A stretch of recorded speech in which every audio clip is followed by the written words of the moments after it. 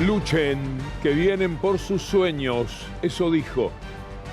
Nos ponemos en marcha en un día muy especial en el que se recuerda el fallecimiento de Néstor Kirchner hace 12 años.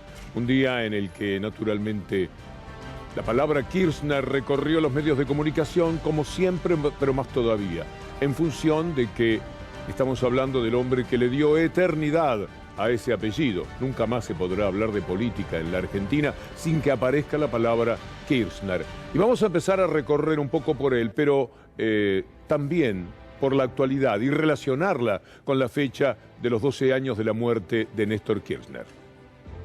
Que gobierna en la Argentina hoy, lo único que le importa es el establishment, son las 60 manzanas de la capital federal, los grandes números, las bolsas y el resto de la Argentina pareciera que está de más. Y hay una dirigencia política que está detenida en el tiempo, que vive asustada, que tiene miedo, porque le dicen esto o el caos. Y yo le pregunto a todos ustedes, si esto no es el caos, ¿cuál es el caos que está viviendo la Argentina de hoy? ¿Cuáles otras penurias nos esperan? ¿Cuál otra traición nos tiene preparada? ¿Qué más quieren? ¿Qué más dolor para esta Argentina? Corresponde preguntarse qué más quieren, pero también preguntarlo hoy. ¿Qué más quieren? Los empresarios, los cerealeros, los medios de comunicación, los que ganan todo permanentemente, a costillas de un pueblo que sufre muchísimo. ¿Qué más quieren? Era aquella pregunta del 2001 que tuvo un efecto reparador en los años siguientes, hasta el 2015, pero que volvió a las andadas después del 2015 y que todavía no ha podido reparar los daños del neoliberalismo de ese tiempo. Vamos a ver algunas voces, periodismo, política de derecha, periodismo de derecha, insistiendo de tal manera que uno tiene que nuevamente alarmarse y decir, otra vez vienen por todo. Nosotros nos fuimos del gobierno y 70% decía que Aerolíneas tiene que ser estatal. Y hoy eso cae, ya está en menos del 40 y va a llegar al 0. Y nos vamos a sacar de encima a Viró y todos sus comportamientos mafiosos y la plata que nos roba. Hay que bajar la inflación. Eso significa que no podemos tener más déficit, no podemos gastar más que lo que tenemos. Eso significa que claramente hay que replantear el sistema laboral. Claramente hay que replantear el sistema laboral. Y eso requiere cambiar la legislación. No solamente eso, para que el sistema, para que el equilibrio fiscal sea sostenido en el tiempo, hay que replantear el sistema jubilatorio. Si a mí me toca presidir el país, la austeridad va a ser total y absoluta. Hay un fin de época en donde está la sociedad dejando de lado esta visión de que la salida por el lado de los planes. Hay que replantearse en serio el tema de las retenciones. Porque el replanteo significa quitar las retenciones porque Carrió entiende que son inmorales. Nunca dijeron nada contra la timba financiera, las LEVAC. ¿Ustedes se acuerdan lo que fue eso? Las veces que hablamos contra las LEVAC, el daño que le hicieron a la República Argentina, el daño de determinar que esa timba, pero con ganadores seguros, porque no era una timba apostando a ganar y perder, que por lo menos podría ser más aceptable. Era una timba para ganar y ganar, era una timba para ellos, en la que los derrotados siempre eran los mismos, los sectores del pueblo. Venían con dólares, compraban pesos, con los pesos ganaban enormes cantidades de dinero, compraban dólares y se los llevaban. Era tan simple, tan sencillo, y la Argentina lo permitía. De esa timba financiera habla Leandro Santoro. Pasaron cosas en nuestro país que no pasaban desde la época de Martínez de Oz. Se tomó la decisión de devaluar y de quitar retenciones al mismo tiempo. ¿Qué fue lo que sucedió? Cuando terminó el gobierno volvieron a poner las retenciones. En segundo lugar, liberaron la venta de dólares, pero al mismo tiempo eliminaron la obligación para liquidar divisas del sector agroexportador. ¿Qué fue lo que pasó cuando terminó el gobierno? Volvieron a poner el cepo. Y por último, desregularon el mercado de capitales, planchando el tipo de cambio, subiendo la tasa de interés, generaron las condiciones para la timba financiera de los capitales golondrina. y financiaron ese proceso de fuga de capitales con el endeudamiento más atroz que sufrió la historia económica reciente. ¿Cómo termina ese proceso? Con un default. Con un default y con miles de empresas que tuvieron que irse, dejar de trabajar. Hay una historia que cuenta nuestro compañero Fernando Soriano sobre Paquetá, Vilcoy, de lo que se terminó en los tiempos del neoliberalismo y de lo que se recuperó en la actualidad. Y vale la pena, porque de lo que estamos hablando es de ir por los sueños, ir por el trabajo, ir por el salario, permanentemente. Y aquí tenemos una demostración de que todavía se puede, saliendo de aquella timba financiera que denunciaba en el Congreso Leandro Santoro. 2018 tuvimos que organizar un retiro voluntario generalizado, 650 trabajadores interrumpieron su relación laboral con nosotros, tuvimos que envolver las máquinas en film, bajar la persiana y se terminó. En noviembre de 2018 me retiré, retiro voluntario. Sí. ¿Cómo fue ese momento? Y triste para todos porque los llamaron allá dentro de la oficina y la gente llorando, ¿viste? Fue triste. Muy triste. Muy triste para la gente, ¿viste? Para Chivilcoy, ¿viste? Hoy estamos contando otro capítulo de la historia, afortunadamente, ¿no? Contame de ese capítulo. Es un capítulo nuevo que empezó el 1 de mayo de 2021. Exactamente, reabrimos con una línea de producción, con 50 operarios. Invitamos a 50 personas que habían dejado la compañía en el 2018 y pusimos en funcionamiento, produjimos inmediatamente, muy rápido, los pares que necesitábamos para pegar la vuelta.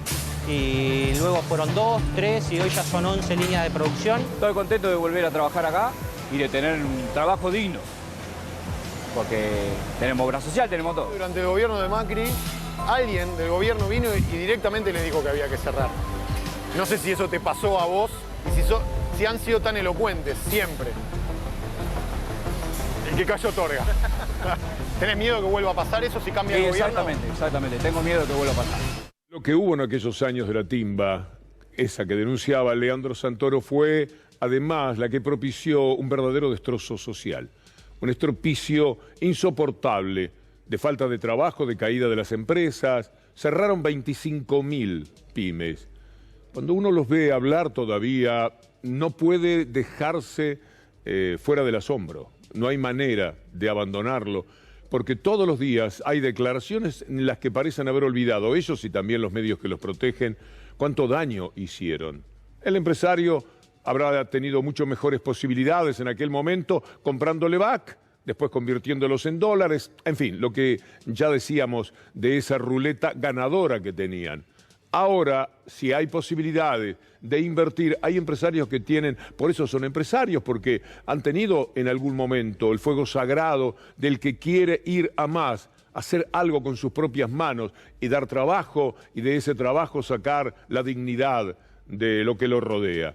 Pero Leandro Santoro también, en una segunda parte que queremos compartir con ustedes, hablaba de aquel destrozo social. Y en términos sociales, ¿qué le sucedió a la Argentina? Cerraron 25.000 pymes, el Producto Bruto Interno cayó más de 3,5 puntos, el salario real perdió 20 puntos y se desmanteló el sistema público de salud. Los que hicieron semejante tragedia social, los que la provocaron, nos vienen a decir hoy que el problema es el déficit fiscal.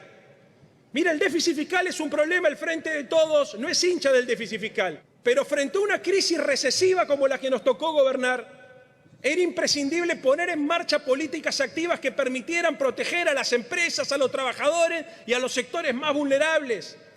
Se trata de no vivir de rodillas.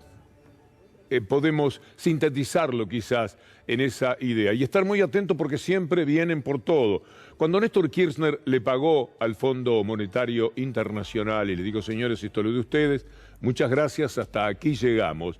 No solamente era sacarse de encima los que otra vez están controlando la economía de la Argentina, era también algo de soberanía. No es bueno que a usted no lo esté gobernando aquel que eligió para hacerlo. Y que sea otro, que sea desde Washington, desde donde se dictan las normas económicas, donde dicen aquí hay que ajustar, esto no puede ser, acá no pueden gastar este dinero. No es justo, no es lo que usted sueña en el momento de emitir su voto. Por eso era tan importante aquel gesto elocuente, fuerte, vigoroso, soberano de Néstor Kirchner. Dijimos que queremos volver. Ayer independientes y manejar nosotros los resortes de nuestro país.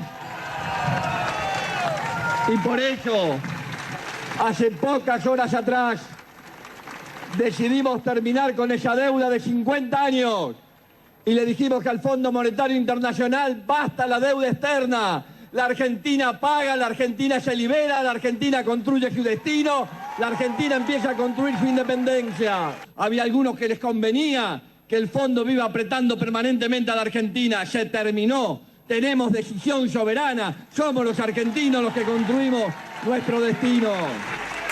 Pero no se terminó para siempre, y eso permitió que cuando llegara el neoliberalismo nuevamente se trajera el Fondo Monetario Internacional. Mire qué contraste.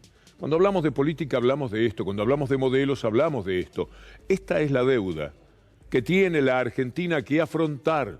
Mire usted lo que son esas columnas. Esto ha sido elaborado por el CEPA. Mire a la izquierda, 10, 20, 25 mil millones de dólares. El Fondo Monetario Internacional a 10 años es la parte roja. El resto de la deuda está en azul. Fíjese hasta dónde se llega, lo que hay que pagar año por año. A partir del 2025, mire, la cuarta columna llega casi a 15.000, pero en el 2026 supera la de 20.000. Y en el 2027 y en el 2028 y el 29, el 30, el 31, ¿de dónde va a salir ese dinero? Otra vez el maldito Fondo Monetario Internacional entre nosotros. Mínimamente hasta el 2041 endeudó, clausuró, le puso un cepo, encorsetó la vida económica del país. Un bandido que ahora se permite hablar y decir vamos a venir por todo porque efectivamente lo hacen él, pero fundamentalmente todo el poder real de la Argentina que está detrás. Esta placa hay que tenerla en cuenta, porque también marca por qué prometen ajuste, y lo están haciendo ahora también, porque hay que pagarles a ellos. Ellos quieren que no haya déficit fiscal jamás, que todo el dinero se vuelque a las arcas de ellos, que vinieron a corromper la vida de los argentinos, pero por muchos años, no por 2 o por 3 años. Dentro de 2, 3 años es un infierno lo que hay que afrontar. Ya es muy difícil. Imagínese, usted recuerde las columnitas, las de la izquierda son bajitas, ¿vio? Bueno, con eso no se puede. Por eso ya están ajustando. Imagine usted el hambre que habrá que tirarle a la gente si se siguen las recetas del Fondo Monetario Internacional. Hay que romper otra vez. Hay que buscar el marco político para hacerlo, pero justo vienen las elecciones. Y usted sabe la campaña que van a hacer los medios mafiosos de la República Argentina contra cualquier intento de decirle al Fondo Monetario Internacional no podemos, porque no podemos. Sencillamente no se puede, es verdad que no se puede. Ellos lo tienen que ver, seguramente ya lo están viendo, solo que no les importa. Y aquí lo que les importa, entienden que es peor todavía abrir el también maldito diario que les está diciendo el país fuera del mundo, el país humillado por la deuda, el riesgo país, que empieza a correr de nuevo, que 2.000, que 3.000, que 4.000. Y de esa manera, en la confusión, las corridas cambiarias, el caos, lo que generan, procurando terminar con un gobierno. Con todo eso hay que enfrentarse cotidianamente. Mire lo que le decía a los empresarios Néstor Kirchner. Tengo que pelear con lo propio. Lo voy a hacer con racionalidad, pero con fuerza y con polenta, sin importarme cuál sea mi destino político, porque lo que nos debe importar es el destino de nuestra gente. Y yo, con todo respeto a los señores empresarios, yo no voy a hacer lo que por allí equivocadamente se hizo de transferir ingresos de la gente para aumentar la rentabilidad en forma indebida del sector empresario. Me juego por la gente en general, las empresas que paguen, que la pongan.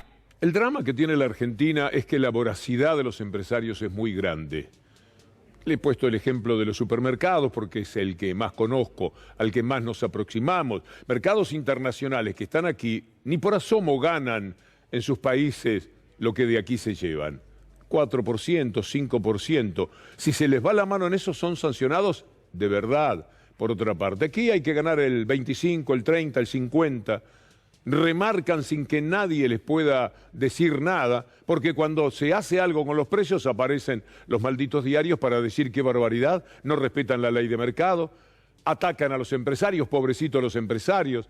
Cuando se trata de las prepagas, bueno, mire Clarín hoy, dando cuenta, es decir, sirviendo al interés de quienes pretenden señalar. Las prepagas le contestan a Cristina Kirchner: es falsa la interpretación de que aumenta por arriba de la inflación.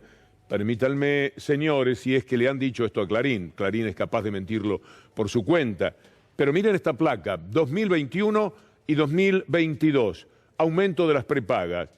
Con Alberto Fernández, 216%, con una inflación del 195%. Pero también durante Macri, 291% de inflación, 326% el aumento. Estos son números reales, constatables e irrefutables. Uno no puede entender de dónde sale esa refutación del diario Mafia. Verdaderamente, la gente de las prepagas lo dijo, hay un comunicado, hay alguien que le ponga firma a desmentir a Cristina Fernández de Kirchner, o usan al mafioso de Mañeto para que él sea el que pudra todo en la relación de las prepagas y el gobierno, por lo que está diciendo con toda justicia Cristina Fernández de Kirchner. Mire estos tuits de la doctora Julia Estrada. En 2020 las prepagas ganaron dinero sin aumentar las cuotas. El resultado operativo y la facturación de ese periodo fueron las más altas de la historia. ¿Cómo se explica? Y ahí da algunas razones la doctora Estrada. Veámoslas. Accedieron al programa de asistencia de emergencia a trabajo y producción, el Estado. Tuvieron reducción a cero de contribuciones patronales e ingresos brutos para sanatorios y hospitales. Ahí el Estado. Recortes de impuesto al cheque del 1 a 4 al 0,8. El Estado. Buena parte de la atención se pagó con transferencias del Estado. Bueno, por favor, me parece que hay que establecer un poco más de justicia en las relaciones. Las corporaciones siempre se comportan de esa manera. La justicia es la que más ayuda. Cada vez que las corporaciones recurren, sobre todo con estos 4 personajes que hay ahora, a la Corte Suprema de Justicia, cajonean si les conviene o dan un fallo si les conviene todavía más. Está esperando el fallo de telecomunicaciones, porque mientras tanto lo tienen en un cajón y Cablevisión, Telecom, etcétera, siguen robando a los argentinos de una manera desenfrenada. Y la Corte, por supuesto, que necesita recostarse a ese poder real, sino ¿qué harían en el comportamiento que tienen desde lo que llamamos justicia y es nada más que el Poder Judicial? Recordemos aquello de Kirchner. Es hora de que la justicia, de una vez por todas, se consolide. Nosotros trabajamos para tener una corte independiente. Yo hice muchísimo esfuerzo, tomé muchas determinaciones, terminé con la corte menemista, generamos un sistema de elección de jueces absolutamente cristalino. Lo queremos una justicia independiente, no una justicia independiente del poder político y dependiente de factores de concentración económica o concentración mediática, que es tan claro, todos los argentinos lo saben ya. Le harían un bien a la Argentina que realmente las leyes del Parlamento se puedan aplicar tranquilamente, que se termine este juego de la justicia cautelar, que es una verdadera vergüenza. Justicia cautelar sobre medidas cautelares que después no resuelve nunca nadie y sirven para trabar el funcionamiento normal de la institucionalidad del Estado. En el último discurso de 1 de marzo, Alberto Fernández se refirió justamente a esas cautelares, en la propia cara de los integrantes de la Corte Suprema. ¿Usted cree que les importó algo? Un comino, nada, absolutamente. Siguieron haciendo lo mismo al servicio de las corporaciones. Vamos a demostrárselo brevemente. Primero, este destacado, como decimos nosotros, esta noticia que nos habla de los fuertes aumentos de Internet, telefonía y televisión. Aquí la mafia de Mañeto arrastra a las demás empresas que habían aceptado lo que el gobierno dijo, pero cuando desobedeció a través de una cautelar, Clarín, que ahora tiene cajoneada la Corte Suprema de Justicia, los demás dijeron, bueno, nosotros también. Por lo tanto, arrastraron, llevaron con ellos a las demás empresas que querían cumplir lo que decía el gobierno. El gobierno autorizó a las empresas ahora aplicar 2 subas más, pero no aquella inicial del año pasado. O sea que suman a estos aumentos aquellos que eran parte del comportamiento mafioso. De esta forma las subas se aplicarán 20% a partir del próximo 1 de octubre, 20% desde el 1 de octubre. Después usted va a leer los títulos en Clarín y Nación sobre la inflación incontenible, incontrolable, y el 10% a partir del 1 de diciembre. Da la sensación de que uno no puede vivir. Pero mira dónde va a parar, a dónde va a declarar Lorenzetti. Lorenzetti es, porque Rosencrantz parece un poco más austero en su manera de ser, gran servil, pero se mantiene como serio. En cambio, Lorenzetti carece hasta de eso. ¿A dónde fue a hablar el hombre que más colabora junto a Rosencrantz y Rosati con cajonear? ¿A dónde fue a hablar sobre las ganancias de los jueces? Fue a TN, un integrante de la Corte Suprema, hablando en el lugar de uno de sus clientes, favorecedores y amigos. ¿Se acuerda cuando hacíamos las tarjetitas de fin de año, saludando a favorecedores y amigos? Bueno, ahí está Lorenzetti, sentado en TN. Nada le da vergüenza al personaje. No un rechazo al tema de ganancias. El problema es el rechazo a la inseguridad que genera para la gente, para los trabajadores, para los empleados, para los funcionarios, para jueces, fiscales. Seamos serios, porque si no, el problema es, no es que acá hubo una resistencia a pagar el impuesto, el problema es la incertidumbre. Yo creo en el diálogo institucional y he hablado con los legisladores y la verdad que todos tuvieron una buena recepción.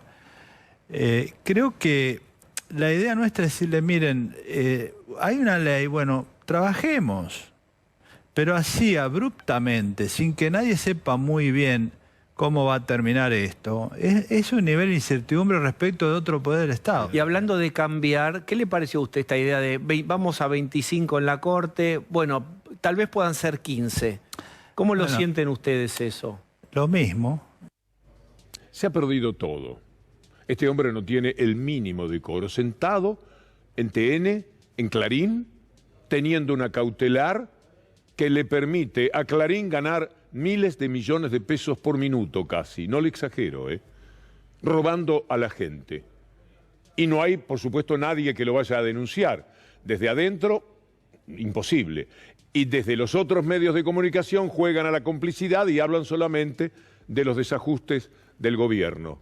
Así se juega permanentemente. Me gustaría poner las primeras 20 palabras de Lorenzetti porque ahí está sintetizado el cinismo con el que es capaz de hablar. Privilegios no, pero queremos seguridad. Véalo. No un rechazo al tema de ganancias. El problema es el rechazo a la inseguridad que genera para la gente, para los trabajadores. No es el problema de las ganancias, es el rechazo que genera para la gente la inseguridad. Yo no sé verdaderamente dónde estamos.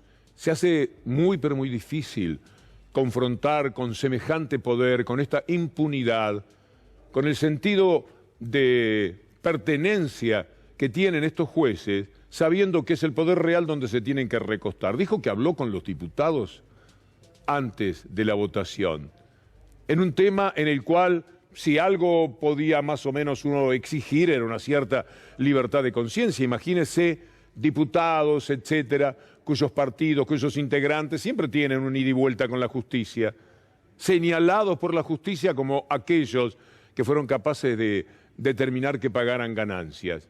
Y entonces toman el teléfono y hablan en algo en lo que tendrían que estar completamente afuera, como de todos los temas. Y entonces dirá usted, ¿qué hacemos? Y no sé, por lo menos la lucidez de saberlo, que es lo menos que podemos aportar. Volvamos a Néstor Kirchner, cuando habla de lo que soñaba el gobierno aquel desde el punto de vista económico. Y usted que ya conoce los números, sobre todo si es seguidor de este programa, y que sabe que se llegó al 52 para la clase trabajadora y al 48 para el capital, verá de qué manera se cumplieron aquellos sueños que manifestaba Néstor Kirchner. El desafío que viene en la Argentina es consolidar de una vez por todas la distribución del ingreso. Para consolidar la distribución del ingreso no sirven ni los pactos corporativos ni los acuerdos cupulares, sino fundamentalmente la participación activa de un pueblo con amplia vocación de movilidad social e intelectual que tienda a consolidar otros niveles de inserción y desarrollo que permitan definitivamente empezar a lograr que esa variable entre a funcionar como todos nosotros queremos que funcione. ¿Cuál es el objetivo del 2011 al 2015? Consolidar entre el capital y el trabajo una distribución de 50 y 50, 50-50, como decimos siempre. Bueno, fue 52-48, como el resultado del primer tiempo de un partido de básquetbol. Un resultado, en este caso, imposible. El cuadro siempre más débil, tradicionalmente por historia, ganándole la primera parte de la pulseada a los más fuertes, a lo que llamamos el poder real. Pero claro que la lucha, la pugna es cotidiana y se ha perdido. Se perdieron 20 puntos de salario con el neoliberalismo y el gobierno estuvo de tú a tú entre salario y la inflación, pero hasta hace unos meses. Ahora está perdiendo. Bueno, esa derrota, dice Guado de Pedro, hoy en charla con Roberto Navarro, nuestro saludo, continuidad de notas muy útiles en estos días. Sergio está pensando con Cristina una suma fija para que aquellos que perdieron con la inflación puedan recuperar su nivel de consumo. Después, para tocar todos los temas, todos no, pero muchos de los que caracterizaron la vida política de Néstor Kirchner, está lo que significó el tema de los derechos humanos. Vengo a pedir perdón del Estado Nacional por la vergüenza de haber callado durante 20 años de democracia, de tantas atrocidades. Y hablemos claro, no es rencor ni odio los que nos guía y me guía, es justicia y lucha contra la impunidad. Cuando escuchaba a hijos recién, también vimos la claudicación a la vuelta de la esquina. Porque es difícil, porque muchos especulan, porque muchos están agazapados y muchos esperan que todo fracase para que vuelva la oscuridad sobre la Argentina, y está en ustedes que nunca más la oscuridad y el oscurantismo vuelva a reinar en la patria. Yo aprendí con Néstor Kirchner que efectivamente se ponía al margen del odio. Me había ofrecido en su momento, 2005, a través de Miguel Núñez, el que le mando el saludo, era su vocero, conocí la Casa Rosada, entonces, la presidencia de ATC. Dije que no. Miguel me señaló la puerta y dice, está del otro lado, no lo querés conocer, y soy bastante tímido, aunque le parezca raro. Y dije, no, otro día. Y me quedé sin conocerlo, a Néstor Kirchner. Pero después, usted conoce ya la anécdota de los $2 millones que había comprado, y yo estaba criticándolo severamente, porque en realidad los periodistas nos informamos a través de los diarios también. Tomamos los diarios y vamos construyendo nuestras ideas. Si los diarios mienten, cosa que era impensable que lo pudieran hacer de la manera en que ocurre hoy día y que empezó a suceder después de la ley de medios, uno compraba carne podrida, hasta que puede decir, no la compro más. Ahora voy a buscar la información por mi lado, voy a leer yo los expedientes y no voy a esperar que me lo cuenten Clarín o el diario que fuere. Pero estaba criticando tan duramente en febrero del 2010 a Néstor Kirchner, y eso que ya había salido la ley de medios, y ya tenía una visión bastante más positiva de un gobierno al que también había criticado, porque en el mayor error de toda la historia de los gobiernos Kirchner había dado la posibilidad de que se unieran Cablevisión y Fibertel. Diciembre del 2007. Yo llevaba 15 años en la lucha contra esta mafia, a la que conocía inicialmente del fútbol. Verdaderamente, aunque me había hecho esa oferta de ser nada menos que estar al frente de medios de comunicación, de la presidencia de ATC, me resultaba intolerable aquello, y ya tenía elementos. Se sumaba lo de la corrupción, denunciada permanentemente, y a la que yo le entraba tan solo por los títulos de los diarios. Cuando en febrero del 2010 yo estaba diciendo cualquier cosa de Kirchner, alguna vez quise escuchar y no lo pude soportar, me dio mucha vergüenza. Estaba señalando que qué barbaridad, que había comprado dólares que eran para atesorarlo, porque lo único que se me ocurría es que se compran dólares para atesorarlos, porque yo, seguramente como usted, cada vez que compré dólares fue para asegurarme un poco también, para atesorarlos. Y Kirchner, al que no conocí, me llamó por teléfono en pleno programa y me habló con una calidad humana y tan sin odio. Yo estaba diciendo no lo puedo soportar, ya le dije, escuchar aquello. Y tuvo la hidalguía, la generosidad de llamarme para hablarme muy bien y ofrecerme todas las pruebas que le parecían necesarias o que me parecieran a mí, y estaba con su secretario al lado para enviármelas, para hacérmelas llegar. Y no había la mínima violencia, el mínimo reproche en un hombre que por lo menos podía decir, caramba, a este fulano le ofrecí en su momento tal cosa y ahora me está pegando de esa manera. Quiero decir que cuando él dice, puedo vivir sin odio, verdaderamente podía vivir sin odio.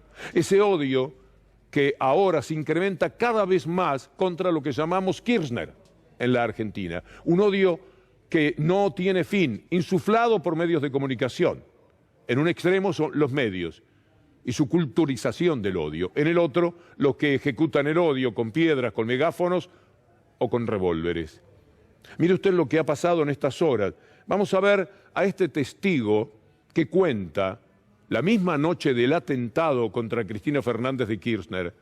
A las 2 horas le cuenta a Marcos Clerici, con el que trabaja en el Congreso, este diálogo que había escuchado. Es un chat a Marcos Clerici. Marcos, ayer cuando salí de tu oficina, fui con mi cuñado a comer a Casablanca. A mi lado, tendría que estar redactado, estaba Milman con 2 pibas y graciosamente decía, cuando la maten, yo estoy camino a la costa. Y se mataba de risa. Sigue. Veamos un poco más de lo que le cuenta. Están las cámaras que no me dejan mentir. Créeme, estoy temblando. Este testimonio es muy interesante porque piensen ustedes que es a las 2 horas. Alguien que había escuchado eso, quizás en ese momento no le llevó el apunte, pero ahora habían atentado contra Cristina Fernández de Kirchner. Y después el tiempo le dijo que era verdad que este hombre se iba a la costa, se había ido a Miramar. Y entonces fue e hizo la denuncia. Bueno, las asesoras dicen que las 2 mujeres que estaban acompañando a Milman, aquel fatídico día en el que Milman claramente da a conocer que sabía lo que estaba pasando, vea las placas de lo que dicen las asesoras, desmintieron que conocieran el lugar. Ivana Bozsiewicz, no, en días cercanos al atentado no recuerdo haber estado en ese lugar, no, mire usted. Y ahora, el otro, ahí está, este es el video. Milman entrando, ahí está el auto entrando al bar Casablanca y la mujer que lo acompaña. Y también el video de la salida ahora. Sí, llévame Juanpi para dominar este material. Ahí está cuando se van, mucho después, luego del almuerzo.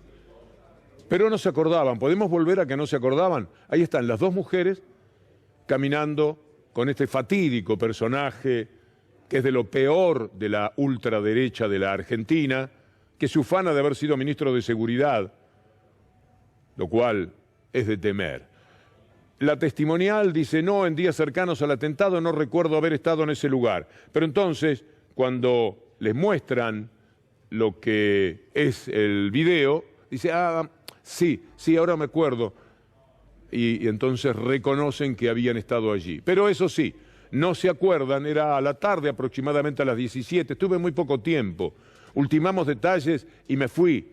En esa reunión no hablamos de nada que no estuviera vinculado al viaje. No se acordaba que había ido, pero sí se acordaba de que no habían hablado de nada que estuviera destinado a ese viaje.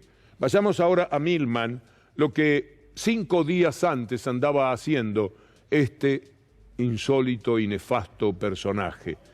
No vaya a ser que algún vanguardista iluminado, miren ustedes, pretenda favorecer el clima de violencia que se está armando, era el día de lo de Luciani, con un falso ataque a la figura de Cristina. Ya empezaba con eso que luego recogieron Clarín y Nación. Y seguía diciendo en aquel momento Milman, para victimizarla, hacer ese acto falso de un atentado para victimizarse, sacarla de entre las cuerdas judiciales en las que se halla y no poder salir y recrear un nuevo 17 de octubre que la reivindique con sus seguidores. Hoy Milman declaró que, en todo caso, su experiencia como ministro de Seguridad le permite sabérselas todas. Si esto fuera mínimamente verdad, ¿qué tiene que ver con sabérselas todas el tuit del día del atentado? O sea, varios días después de esto. Aquí está el día del atentado, Gerardo Milman, diciendo, ¿por qué el ministro de Seguridad aumentó la custodia policial para la vicepresidente? ¿Por qué le molestaba eso? Cristina Kirchner jamás estuvo en peligro en su pequeña república de Recoleta. Miren el sabio que hoy dice, yo fui un clarividente en esto. La sobreactuación nos lleva a preguntar, esto es antes del atentado, ¿de qué manera se están llevando a cabo el resto de las custodias? Este es Gerardo Milman. Tendrá que dar explicaciones. Esto está en el expediente. No es que vino y lo dijo Gustavo Silvestre anoche en el comienzo de su programa y ahí surgió toda la información que hoy hemos podido leer en algunos medios, naturalmente. Otros la han evitado todo lo posible.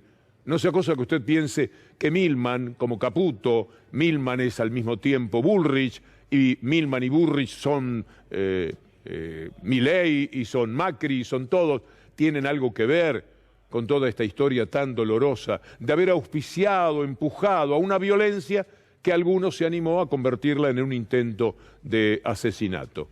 ¿Cuánto sabía Milman para haber dicho lo que dijo en su momento? Hasta se permitía señalarlo del falso ataque. Y para haberse jugado con un tuit pidiendo que hubiera menos custodia para Cristina Fernández de Kirchner. ¿Qué pasa? ¿Les estaba dando trabajo lo que querían hacer con Cristina Fernández de Kirchner? Mire usted la preocupación que presentaba Milman, que al mismo tiempo es tan cínico que dice, lo que señalé 5 días antes era porque me veía venir que podía pasar algo, inventado por ella, naturalmente. Fingir que había, bueno, lo que después dijeron Clarín y Nación ante los hechos consumados. Es muy difícil jugar de esta manera. Miren lo que pasa con el tema del odio. Hoy se conoció que vandalizaron pañuelos de las madres.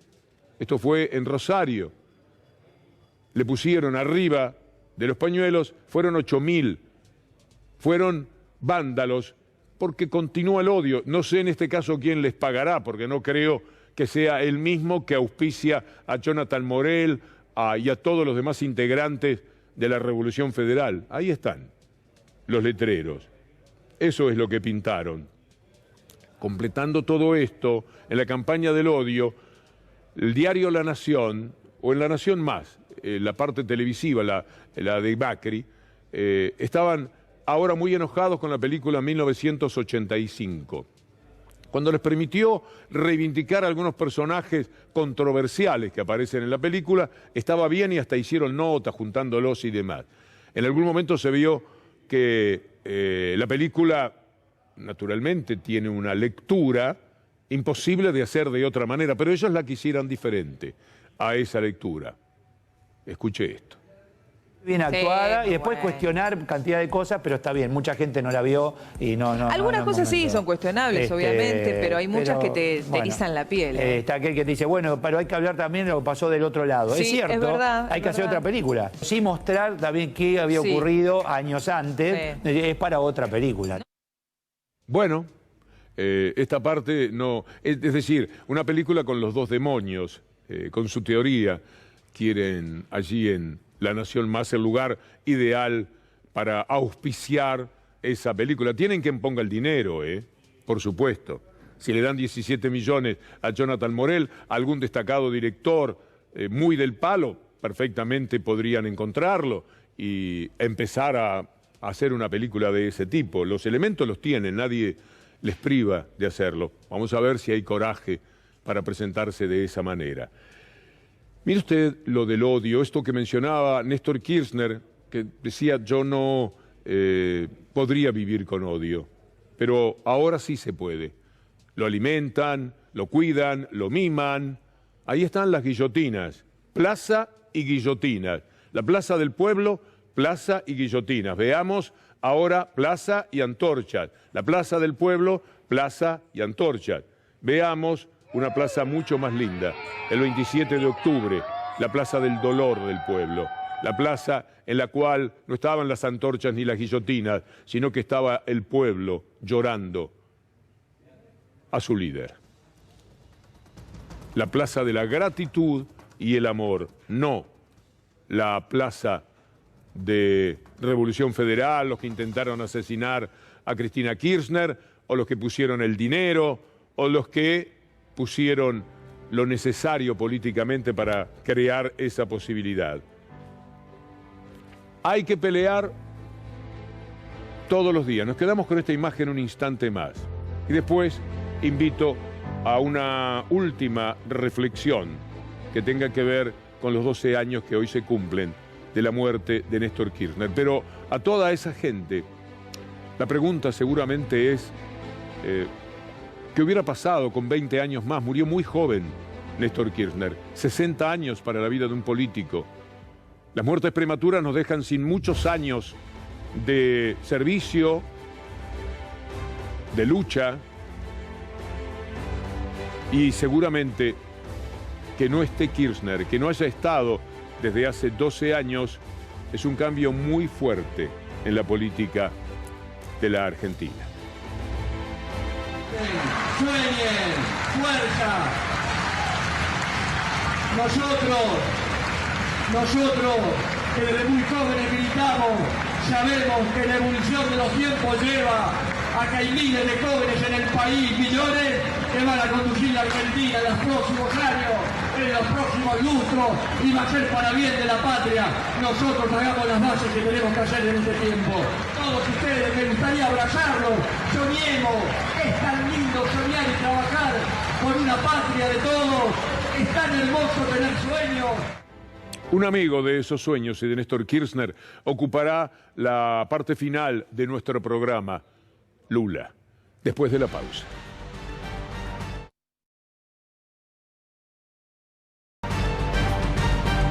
Brasil elige y C5N se prepara para una transmisión una vez más inolvidable. Ya lo anunció Daniela Ballester, viaja mañana, también Gustavo Silvestre, que en un rato va a estar con un programa que aguardo con una gran expectativa porque hay bastante más, al parecer, de Milman, de ese personaje del que ayer supimos de su existencia en todo este tema del atentado gracias justamente a Minuto 1. Así que en 8 minutos más o menos, un poquito menos que 7 minutos, vamos a estar pendientes de lo que suceda con Minuto 1 y el fin de semana con todo lo que hace a la elección de Lula. Lula, que se presenta como la gran esperanza para el Brasil, que tiene a los sectores medios y a los desventurados esperando retornar el pueblo al poder político, por lo menos, ya que el poder real es inasible. Y también tiene esperando al resto de América Latina. En eso estamos. ¿Cómo se presenta Lula con este spot?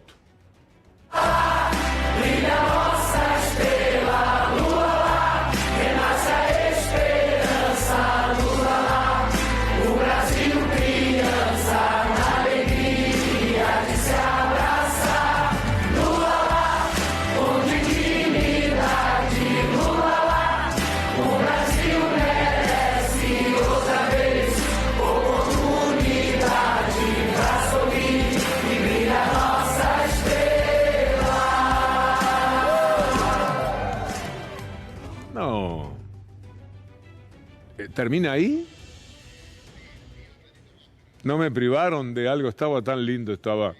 ¿Qué puedo decir yo que sustituya esta alegría formidable, brasileña, si usted me permite? Y creo que sí, típica de ellos, esta manera de darnos lo de Lula, la esperanza de Lula. Daba gusto. Capaz que si nos dan el tiempo cerramos con esto, porque es como terminar bien arriba. Claro, tenemos que hacer recorrido. Simone Tebet, la mujer que salió tercera y que le dijo a sus votantes que eligieran a Lula, ahora denuncia también el tema de las armas. Es una barbaridad aquello a lo que recurre Bolsonaro para que la violencia sea un componente natural de este proceso eleccionario de Brasil.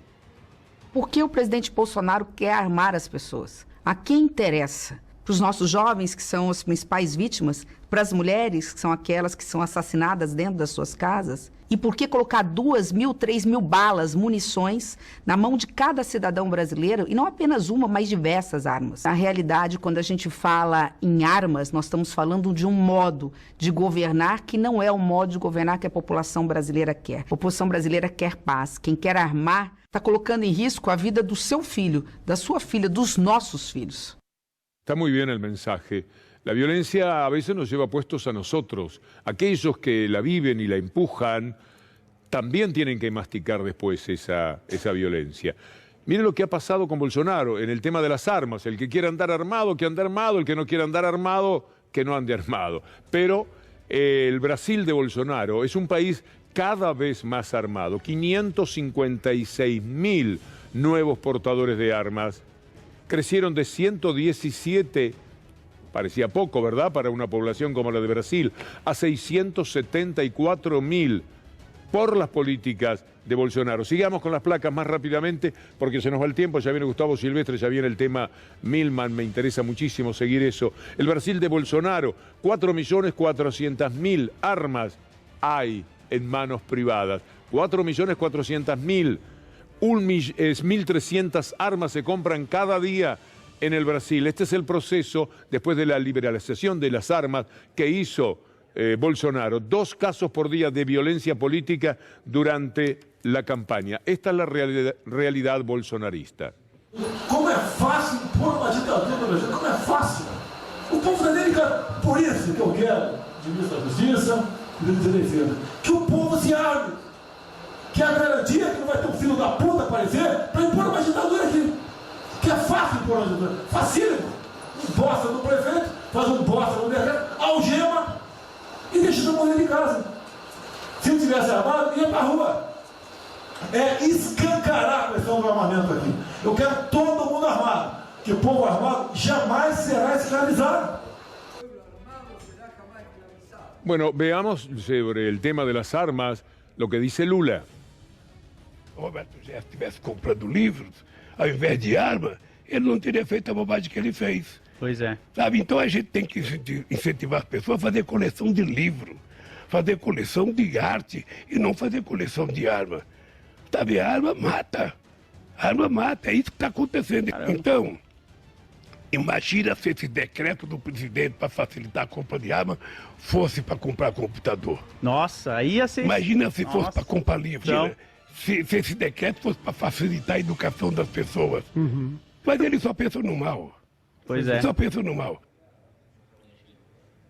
Esta es la realidad. Bueno, vamos a terminar, si me permite, Juan Pimontes Onganía, de la dinastía de Charlie, y Ana Genia Sánchez, que hacen posible que podamos poner este programa, con un saludo a Julián Capazo, que estaba un poco enfermo, y mi gratitud a Javier Pérez en la dirección, Ramón Pérez aquí, detrás de la cámara, y hoy Nacho Espíndola y Sebastián Prenafeta en el graf y en el sonido.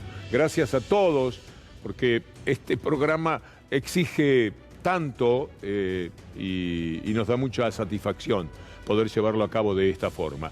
Lo dejamos a usted con Gustavo Silvestre, minuto 1, y revelaciones muy importantes desde el primer instante de la aparición de Gustavo. Lo invitamos a la transmisión del fin de semana de las elecciones en Brasil y ahora nos despedimos con esta canción. Hasta mañana, si Dios quiere.